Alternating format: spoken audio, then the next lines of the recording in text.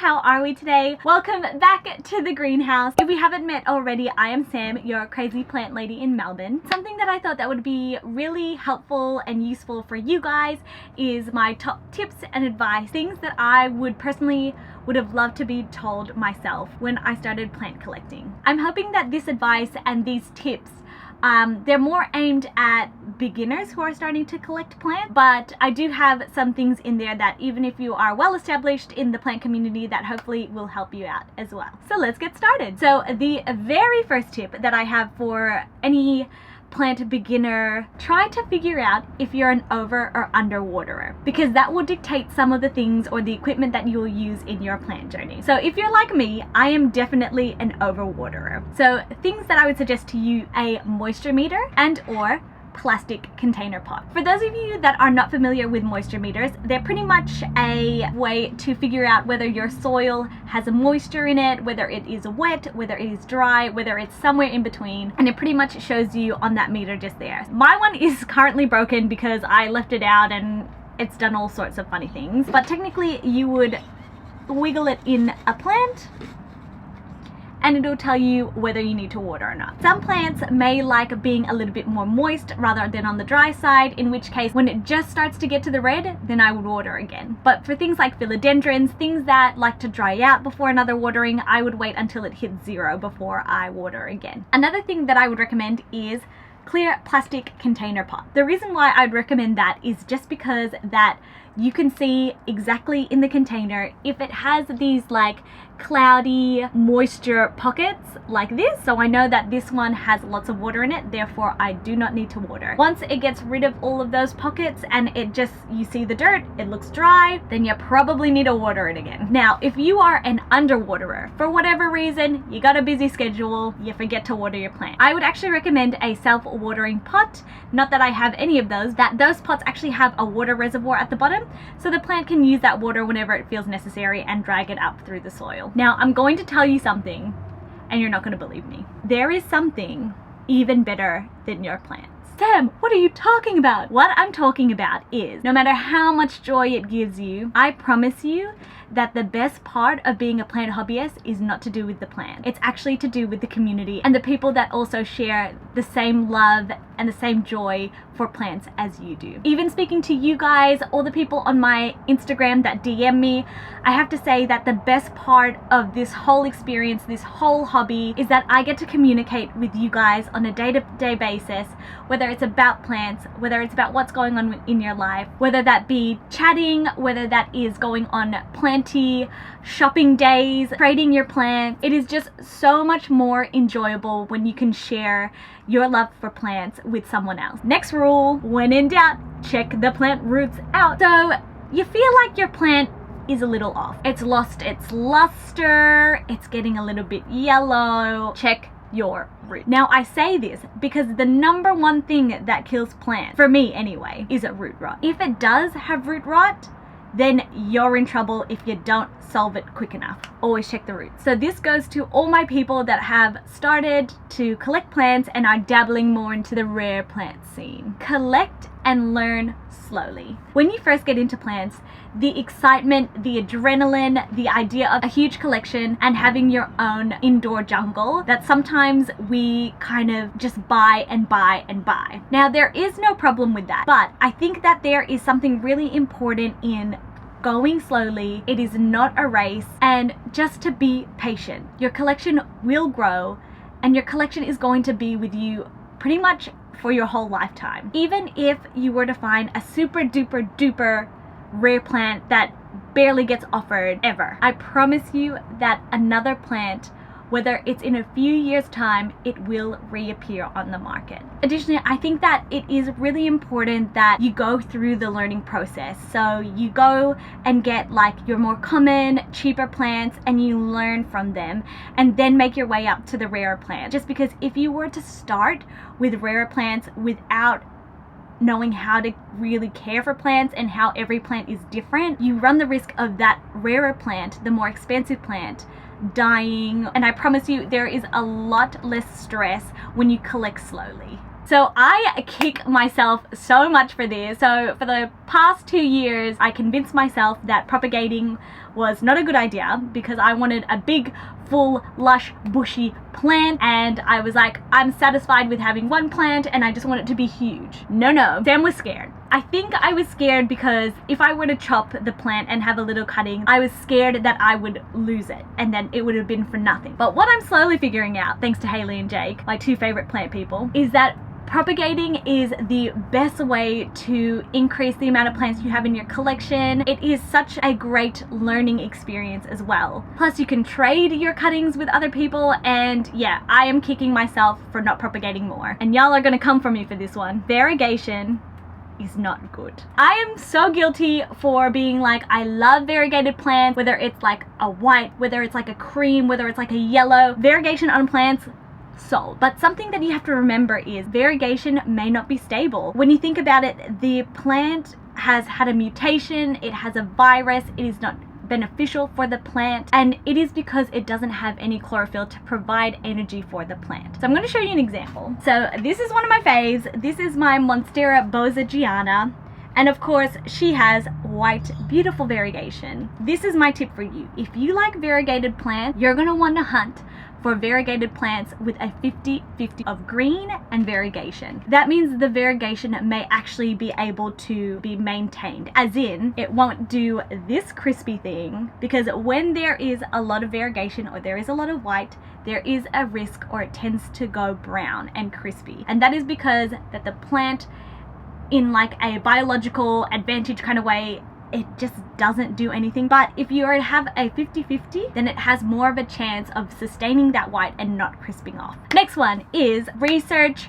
I cannot stress this enough. Yes, in terms of like researching your plant and its care needs, especially for people coming new to the plant scene, is do your research in terms of buying, bidding, and selling, because it is a trap when you are a beginner to want a rare plant and spend an enormous amount for it. But what I suggest to you is see how much the market value is and try to bid or buy around that area. It'll just save you so much dosh. But this doesn't just apply to newbies. This applies to everyone. I highly suggest before you purchase a plant to do your research to see if it is at a good price before you buy, and to ask yourself, is it worth my money? Is it worth this price tag? And don't get me wrong, you can do whatever you wish with your money, but you gotta play it smart, right? You want the good plant for a good price. You feel me? So please bid, buy, and sell responsibly. So I got a secret to tell you, and I hate to break the news, but Anthuriums are hoes. Majority of the time, because the way that Anthuriums pollinate and reproduce and create seedlings, it is most likely that your Anthurium is a hybrid. If you are not 110% sure of your heritage of your Anthurium, it's probably a hybrid. Somewhere along the lines, the great mother of the great father of the way back when did the thing with another plant that wasn't pure, and they had heaps of different genetics. When in doubt, treat it as a hybrid. Something else that I learned over the years is that your plant collection is better when it is quality over quantity. When you keep it condensed and smaller, it is a lot easier to look after all of the plants. I have decluttered, reduced my collection, and passed on things that I don't necessarily love as much. In the terms of Marie Kondo, if it doesn't spark joy to you, pass it on to someone that will love it more. So this one is particularly because of the things that are happening surrounding the plant community at the moment, particularly in Australia. Something that I plead of all of you, which I'm sure most of you do already, but in case you need to hear this, do not engage in negativity. So there is a lot of negativity in this world. It's not just the plant community, it can be at work, it can be with family and friends, it can be in different platforms in the shape of different genres. Not just the plant community, it could be the beauty community, it could be the gaming community. There is drama and negativity surrounding a lot of things in this world. But my advice to you is to not engage in it. So whether that be in form of a comment, in form of a reaction, in form of like a dislike or a thumbs down, do not engage. So if you understand algorithms and if you understand how things are displayed on the internet, even if you comment in a disapproving way or even if you put like a thumbs down or a sad react to it, it improves the engagement, which means that it will be seen by more people, which means that it will manifest in more lives. And for some of you, I kind of understand that when things happen and they're unjust or they're unfair and you don't like it, you feel the need to speak up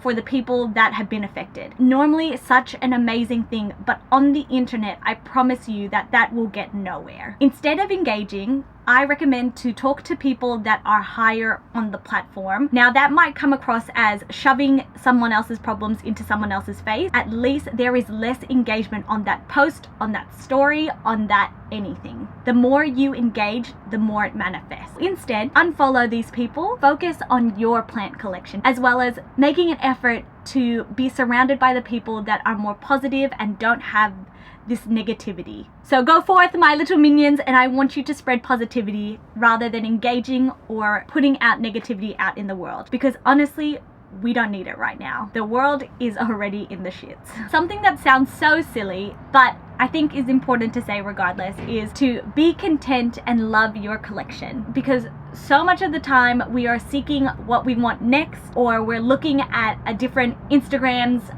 or person's collection and we get jealous and we're not really focusing and appreciating our collection. So the next one is definitely a huge pet peeve of mine, and if you've been following me for a while, you guys probably already know what I'm gonna say. For the love of God, we need to stop putting sold on other people's collections. So my main point is to please be respectful of other people's collections. People will put sold, or are you selling this, or can I have a cutting, which in theory is fine to ask, but it puts that person in such a awkward position. Imagine if it was you, that you're posting some of your favorite plants in your collection and people are asking for it. It just rubs people the wrong way, and if you can avoid doing it, I promise you, you'll make more friends than enemies.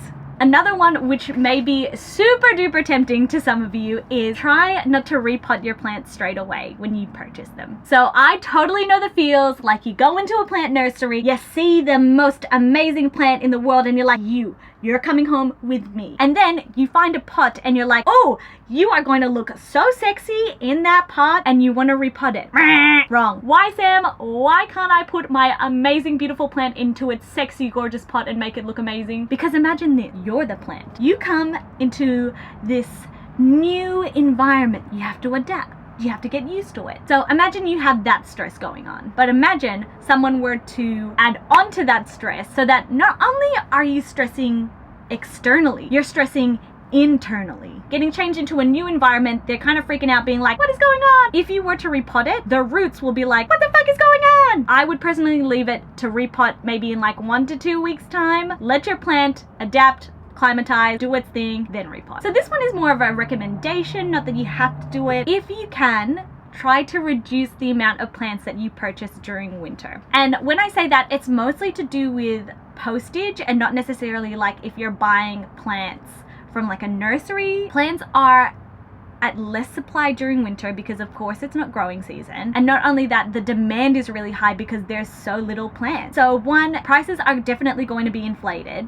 so if you can hold off, you're going to save your dosh. And two, if the plant is posted and it's really cold, it goes through a lot of stress that it has to recuperate once it is opened up at the other side. So you're at a higher risk if you're posting during winter. So I say, if you can, hold it off. So I am totally guilty of not doing this, but it's one of the things where it's kind of like, do what I say but not what I do, is to be vigilant and check for pests. One thing that I thought was the best way to incorporate that is every time you water a plant, check for pests. I promise you, it'll save you so much stress if you find some pests earlier on than later on. It'll save you from an infestation. Another one is, looking back, I think I gave up on a lot of my plants. So I had a few cuttings that would be not doing anything, that would brown up, or that all the leaves fell out, or plants that were infested with pests that I just couldn't be bothered dealing with, and I kind of gave up on them. There's a little bit of regret there, where I think if I had just been a little bit more patient, given it a little bit more love, I would have that plant now. If you've got a plant that's out there that you're trying to salvage, don't give up on them. Swapping and trading is by far one of the best things that you can do to diversify your collection. One, it's really fun to do and to connect with other plant people around the community. Two, who wouldn't like to do a little cutting and get a plant that they've been wanting for ages? Plus, you make friends. And the very, very last one is, if you kill a plant, if the leaves drop off, if they yellow, if you've forgotten to care for your plants and it's gone downhill, don't be so hard on yourself. Don't take it necessarily as a personal thing. Everyone that owns plants have experienced this type of thing before. It's just part of the learning curve. It is just part of life. Leaves go yellow, they brown, they fall. Old ones die, new ones come. If you accidentally kill something, I think that as long as you've learned something from that, then it's not wasted. So that pretty much wraps up all of this video. I hope you guys found it somewhat helpful. I think that during these times, it's just so important to not dig in or spread negativity. The world, yourself, everyone is already going through something that is super difficult at the moment, and the last thing that we need is drama and negativity. This is one of the reasons why I wanted to do this video, and also to welcome all the newbies in the plant community. Please feel welcomed, and that if you ever have any questions, please feel free to message me on my Instagram. I'm always more than happy to help. I may not respond straight away, but I'll get to it eventually. We just need more planty love. Is that so hard to ask? But I know you. If you're here, you're a follower, you're a subscriber, I know you're a good one. So go out there, my minions. I want you to spread positivity. I want you to spread that plant love, and I want you guys to make sure that this plant community, or this community that we have on YouTube, is an amazing one. Thank you for hanging out in the greenhouse with me once again. Until next time, guys, stay safe, stay warm, and I'll see you on my next video. Mwah!